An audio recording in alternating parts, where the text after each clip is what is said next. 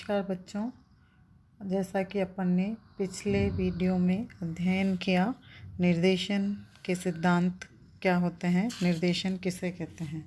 आज का अपना टॉपिक है इम्पोर्टेंस ऑफ डायरेक्शन। निर्देशन प्रबंध का एक महत्वपूर्ण कार्य है, क्योंकि उचित निर्देशन के अभाव में नियोजन, संगठन, नियुक्तियां, समन्वय, निर्णयन, संप्रेषण एवं नियंत्रण आदि सभी कार्य व्यर्थ होते हैं। इसलिए मार्शल ई डिमोक ने कहा कि निर्देशन प्रशासन का हृदय होता है, जिसमें कि क्रियाओं का निर्धारण, आदेश देना, निर्देश देना एवं गतिशील नेतृत्व प्रदान करना शामिल है। इसी प्रकार कुंज ओडोनेल ने निर्देशन का महत्व बताते हुए कि निर्देशन का गहरा संबंध कार्य निष्पादन से है। एक व्यक्ति योजना बनाता है, संगठन में कर्मचारियों की नियुक्ति कर सकता है, किंतु उसे तब तक कोई सफलता नहीं मिलेगी जब तक कि वह अपने अधीनस्थों को यह नहीं सिखाए कि उन्हें क्या करना है।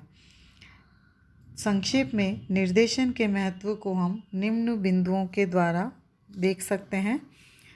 पहला, उद्देश्यों की प्राप्ति,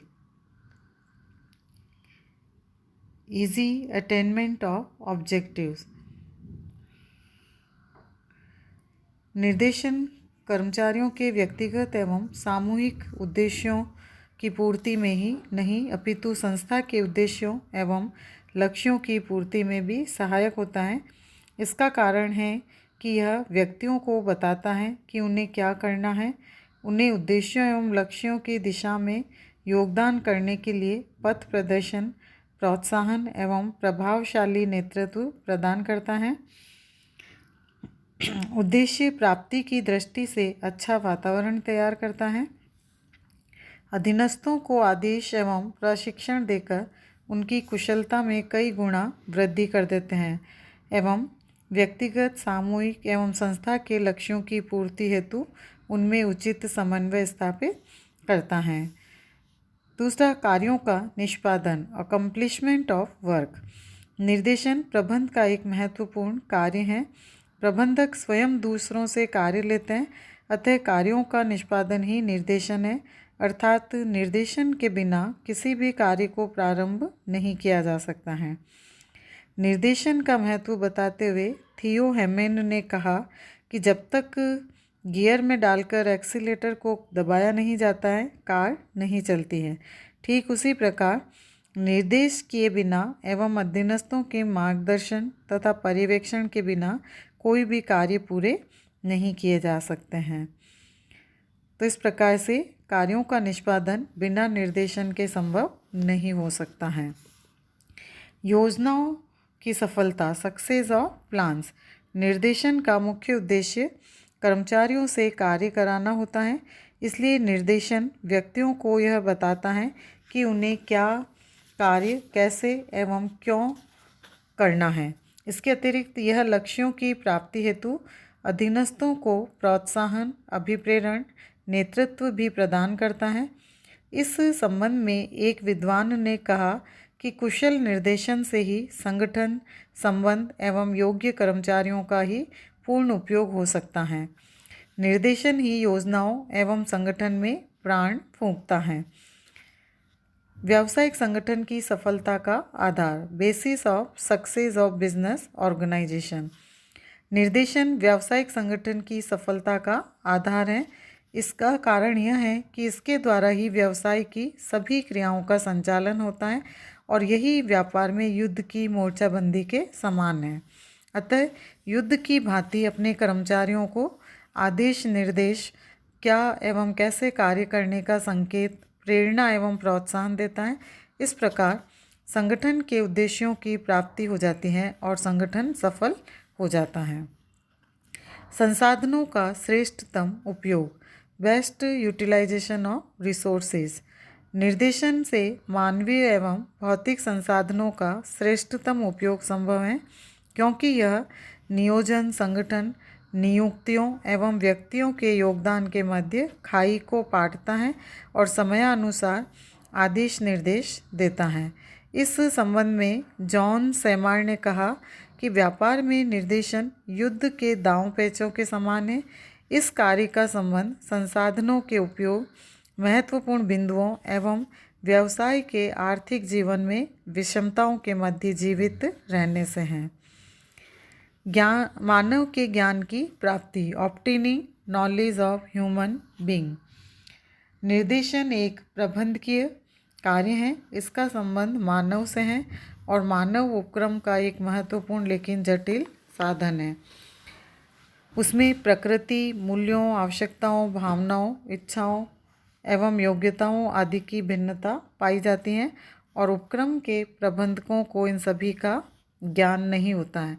लेकिन हम देखते हैं कि निर्देशन की सहायता से व्यक्तियों के ज्ञान को प्राप्त किया जा सकता है और उन्हें उचित निर्देशन देकर सही कार्य सही समय पर आसानी से क्रियान्वित करवाए जा सकते हैं। नेक्स्ट, परिवर्तनों का प्रबंध आसान होना, इजी मैनेजमेंट ऑफ चेंज।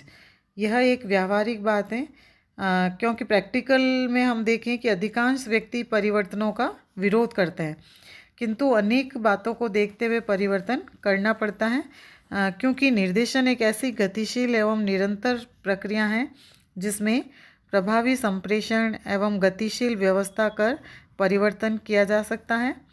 परिवर्तन को आसान बनाया जा सकता है। उचित मार्गदर्शन एवं अभिप्रेरण द्वारा परिवर्तनों के प्रति विरोध, जो भ्रम है एवं आशंकाओं को दूर किया जा सकता है।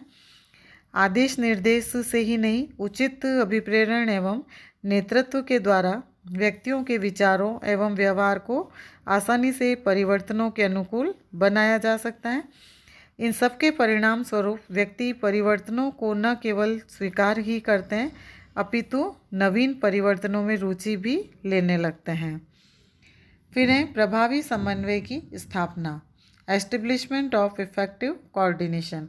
निर्देशन की सहायता से उपक्रम के सभी विभागों, उप विभागों, उनके कार्यों एवं क्रियाओं में सरलता से समन्वय की स्थापना की जा सकती है क्योंकि उचित मार्गदर्शन एवं नेतृत्व प्रदान किया जाता है।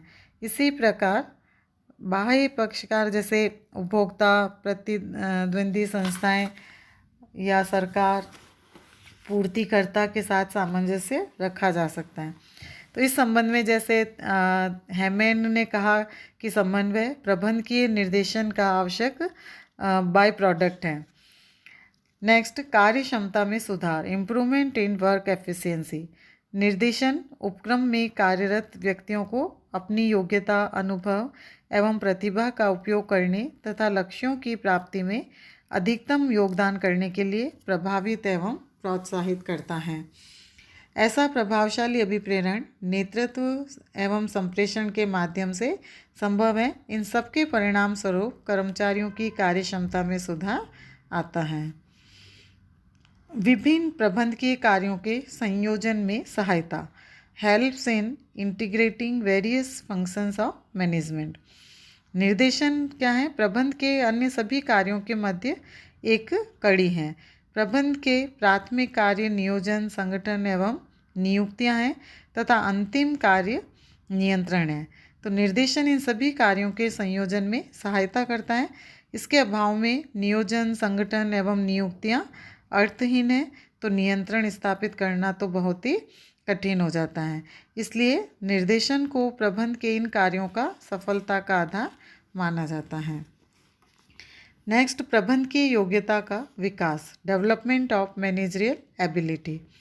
निर्देशन से प्रबंध की योग्यता, क्षमता एवं कौशल का विकास होता है। इसका कारण है कि अपने अधिकारियों के निर्देशन में कार्य करते करते स्वयं भी निर्देशन करने की कला एवं गुण सीख जाते हैं और इसके अलावा निर्देशन की सहायता से मानव की प्रकृति, इच्छाओं और योग्यताओं की भिन्नता का ज्ञान भी हो जाता है। और लास्ट, अनुकूल व्यवहार की समझ, अंडरस्टैंडिंग रीजनेबल बिहेवियर। निर्देशन की सहायता से उपक्रम के मुख्य अधिकारी को संस्था की नीतियों, समस्याओं, समाधान एवं अवसरों एवं व्यक्तियों की व्यापक समझ प्राप्त करने के अवसर मिल जाते हैं और इसका परिणाम होता है आवश्यकताओं की मांग के अनुसार व्यवहार कर सकता है। तो इस प्रकार से निर्देशन के महत्व को हम इन विभिन्न बिंदुओं से स्पष्ट कर सकते हैं और हम देख सकते हैं कि निर्देशन का गहरा संबंध कार्य निष्पादन से होता है, जो एक प्रबंधक के द्वारा समय समय पर अपने कर्मचारियों को निर्देश देकर और उनको पूरा किया जा सकता है। धन्यवाद बच्चों।